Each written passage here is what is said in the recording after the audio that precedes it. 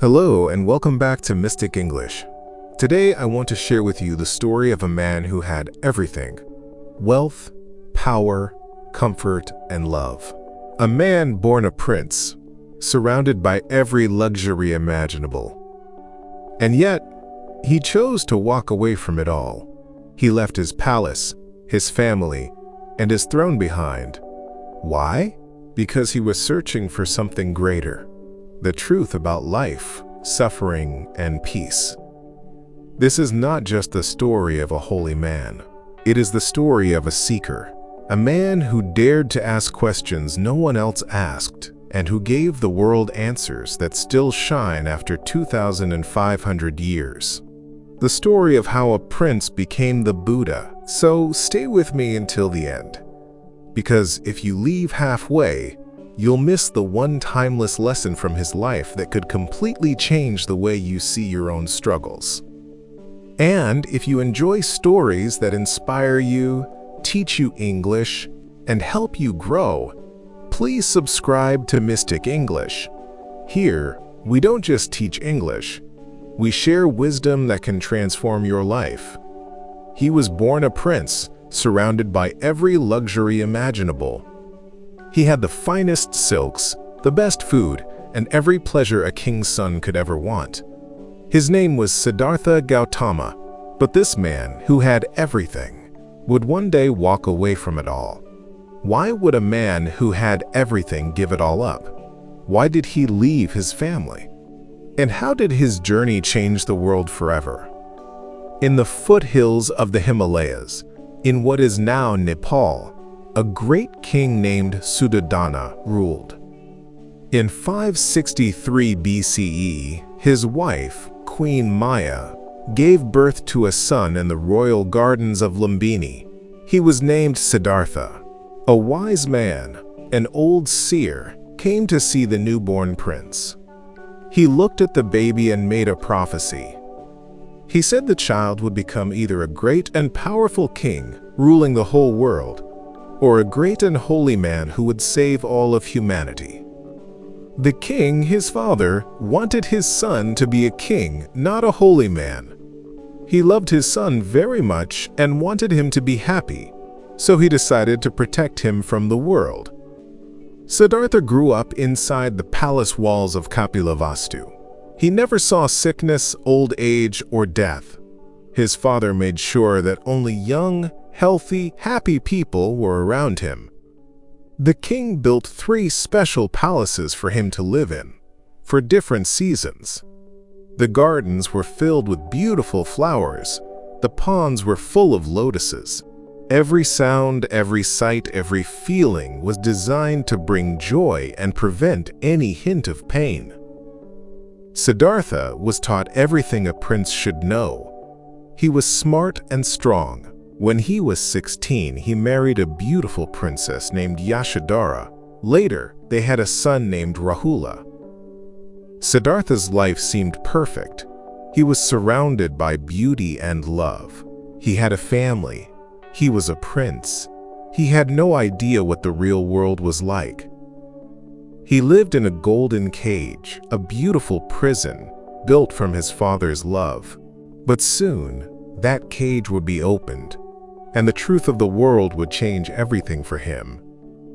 Siddhartha was now a young man. The simple, perfect life in the palace began to feel empty. He felt a deep longing for something more. He asked his father if he could leave the palace to see his kingdom.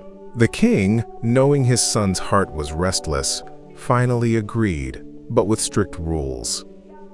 The king ordered his guards to clear the roads of anyone who was old, sick, or poor. He wanted the kingdom to seem as perfect as the palace. But the king's plan failed. The universe, it seems, wanted Siddhartha to see the truth. On his first trip, Siddhartha was riding in his chariot when he saw an old man. The man was bent over, his skin wrinkled, his hair white. He could barely walk. Siddhartha had never seen such a thing. He asked his chariot driver, "Who is this?" The driver explained, "He is an old man, my lord. This is what happens to all people. We all get old. For the first time, a dark cloud entered Siddhartha's mind. He had never imagined a world where youth and beauty did not last forever. On his second trip, he saw a sick man lying on the ground. The man was thin and in pain. He was groaning, unable to move. Siddhartha was shocked. He asked, "What is happening to this man?" The driver replied, "He is sick, my lord. His body is full of disease. This is a part of life for many." A new feeling of fear and sadness came over Siddhartha. He realized that even a healthy body could suddenly be filled with pain. On his third trip, he saw something that broke his heart. It was a dead body. People were crying, and the body was being carried away. Siddhartha saw that the body did not move. It was still. He asked, "What is this?" The driver said, "This is a dead person, my lord. Their life has ended. All people must face death." Siddhartha felt a deep, terrible sadness. He had a great mind, and in that moment, he understood something important. Old age, sickness, and death would come for him too, and for his wife, and for his son, and for everyone he knew. But then, on his fourth and final trip, he saw something different. He saw a wandering monk. The monk wore a simple orange robe. He had a calm face and a gentle smile. He looked peaceful, even happy. Siddhartha asked, "Who is this man? He seems to have no home, but he looks so content." The driver answered, "He is a holy man, my lord. He has given up the world to find a path to freedom from suffering." In that moment, a seed of hope was planted in Siddhartha's heart. He saw that there might be a way out of the cycle of suffering. The monk showed him that a different life was possible, a life of purpose and peace. The four sights changed everything. The palace, which had once seemed so beautiful, now felt like a cage. He couldn't go back to his old life. He knew he had to leave and find the answer to suffering. That same night, Siddhartha went into his wife's room. She and his son Rahula were sleeping peacefully. He wanted to kiss them goodbye, but he was afraid he would wake them. He knew that if he did, they would try to stop him. He had to leave for their sake, to find a way to end the pain that he now knew was waiting for them all. He had to be strong. He quietly walked out of the room, leaving his entire life behind. His kingdom, his crown, his power, his wife, and his son. He was giving up everything to seek a deeper truth. He rode his horse Kantaka with his servant Chandaka. They rode to the edge of the kingdom. Siddhartha took off his royal clothes and his jewels. He cut off his long hair with his own sword, a sign that he was no longer a prince. He gave his clothes and jewels to Chandaka and told him to go back. Siddhartha Gautama, the prince, was gone. Now he was a simple, wandering seeker. He had no home, no money, and no name. He was on a mission to find the end of suffering. This was his great renunciation. For 6 long years, Siddhartha searched for the answers. He met many great spiritual teachers. He learned from them, and he mastered all their techniques of meditation. But he still felt he had not found the complete truth. Then, he decided to try the path of asceticism. This was a path of extreme self-denial. The idea was to punish the body to free the mind. Siddhartha pushed himself to the limits of human endurance. He ate only 1 grain of rice a day. He slept on beds of thorns. He held his breath for a long time until he was about to pass out. His body became so thin that his bones showed through his skin. But all of this suffering did not bring him the answer. It only made him weak and tired. He realized that this path was not the right one. The path of extreme pleasure and the path of extreme pain were both wrong. He needed to find a new way. He accepted a bowl of rice from a village girl, Sujata, His 5 friends who had been with him on this journey were shocked. They thought he had given up. They left him alone. Siddhartha sat by himself, and he thought about what he had learned.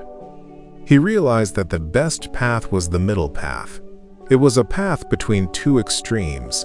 It was not about having everything, and it was not about having nothing. It was about balance. It was about living in a way that helps you find clarity and wisdom, not pain or pleasure. He had found the key. Now he needed to find the lock. Siddhartha walked to a village called Bodhi. He found a large fig tree and decided to sit under it. He made a vow, "I will not get up from this spot until I have found the complete truth."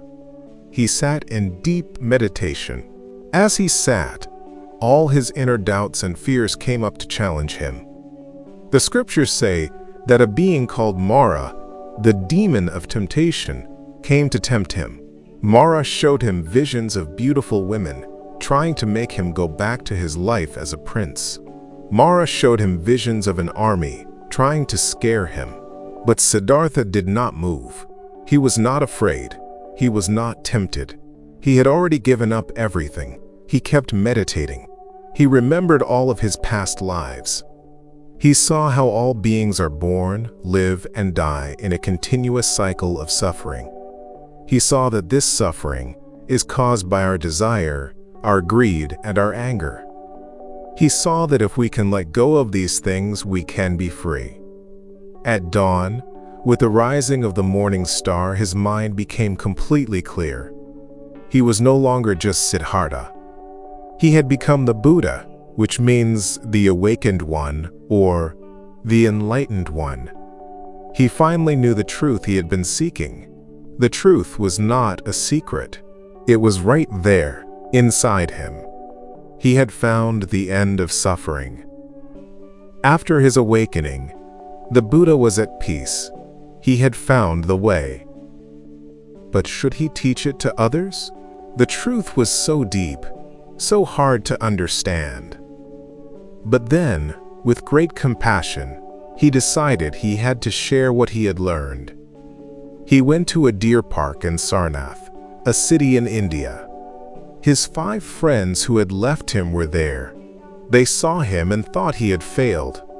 But then they saw the light and peace on his face. They listened as he gave his first sermon. This sermon is called Setting the Wheel of Dharma in Motion. In this first sermon, the Buddha taught the 4 noble truths.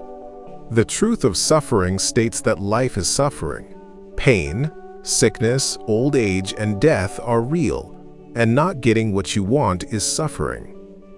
The truth of the cause of suffering is that the root of our pain is desire, our constant wanting and craving for things, people, and experiences. The truth of the end of suffering is that it is possible to end suffering, and we can be free from it by letting go of desire. Finally, the truth of the path to the end of suffering is that the way to end suffering is to follow the Eightfold Path. The Eightfold Path is like a map for living a good life. It is practical and simple. It includes right understanding, to understand the 4 noble truths. Right thought, to think with kindness and compassion. Right speech, to speak truthfully and without hurting others. Right action, to act with kindness and without harming. Right livelihood, to have a job that doesn't harm others. Right effort, to work to keep your mind clean and pure. Right mindfulness, to be fully present in every moment. Right concentration, to focus your mind through meditation. The Buddha spent the next 45 years of his life walking and teaching. He walked thousands of miles, sharing his wisdom. He taught kings, poor farmers, merchants, and beggars. He had no schedule. He talked to anyone who wanted to listen. He taught about compassion, kindness, and letting go. He built a community of followers called the Sangha, which included monks and nuns. The Buddha lived a long life, teaching and helping people. He was always simple, kind, and full of wisdom. He never claimed to be a god. He said, "I am a man who woke up." He taught that anyone could become a Buddha. When he was 80 years old, he was on his final journey. He knew his time was coming to an end. He gave his last teachings to his disciples. He taught them to be a light for themselves. He told them not to depend on anyone else for their salvation. He reminded them that the Dharma, his teachings, would be their guide. He lay down between two trees in a small town called Kushinagar. He was sick, but his mind was peaceful. His final words were, "All things are not permanent. Work hard for your own liberation." Then he passed away. This event is called parinirvana. It means the final release. His body was gone, but his teachings, his light, lived on forever. The Buddha gave up a kingdom, but he gained the world. His followers carried his message all over Asia, to India, China, Japan, Tibet, and beyond. Buddhism became one of the world's great religions. But it is not just a religion. It is a philosophy, a way of life, and a path for anyone who is looking for peace and happiness. The Buddha's journey shows us that peace does not come from what we own, but from what we understand. It does not come from outside, but from within. His teachings on mindfulness, compassion, and wisdom are more important than ever. He taught us how to live in a world full of suffering. He taught us to look inside ourselves and find our own strength. His light continues to shine even 2,500 years later, guiding millions on their path to freedom. And that was the story of Siddhartha Gautama, the Buddha, a man who gave up a kingdom but gained the world. His light continues to shine even today, guiding millions toward peace and freedom. So what can we learn from him? That true happiness doesn't come from wealth, comfort, or power. It comes from understanding ourselves, from compassion, and from walking the middle path. If you found inspiration in this story, let me know in the comments. What lesson from the Buddha's life speaks to you the most? Write in the comments. And if you enjoyed watching this, subscribe to Mystic English.